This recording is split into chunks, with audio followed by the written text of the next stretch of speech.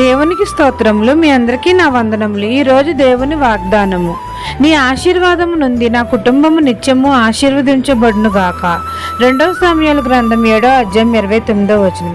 సైన్యములకు అధిపతి అయిన యెహోవా మనతో సెలవిచ్చినదేమనగా, దేవుని ఆశీర్వాదము పొంది మన కుటుంబం నిత్యము ఆశీర్వదించబడుతుందని. మనం అందరము ఆశీర్వాదమునకు వారసులొకటకు పిలువబడ్డాము. యేసయ్యను ఎవరైతే సొంత రక్షకుడిగా అంగీకరించి ఆయన ఆజ్ఞల మార్గంలో నడుస్తారో తండ్రి నిశ్చయంగా వారి కుటుంబాలను దీవిస్తాడు, ఆశీర్వదిస్తాడు. రూతు యెహోవా చేత ఆశీర్వదించబడింది, అనేకమైన దీవెనలు పొందుకుంది, అనేకమైన మేలులు దేవుని చేత పొందుకుంది. అలాగే దేవుని ఆశీర్వాదములు మనం అందరము పొందుకుని మన కుటుంబములు నిత్యము దేవుని చేత ఆశీర్వదించబడతాయి.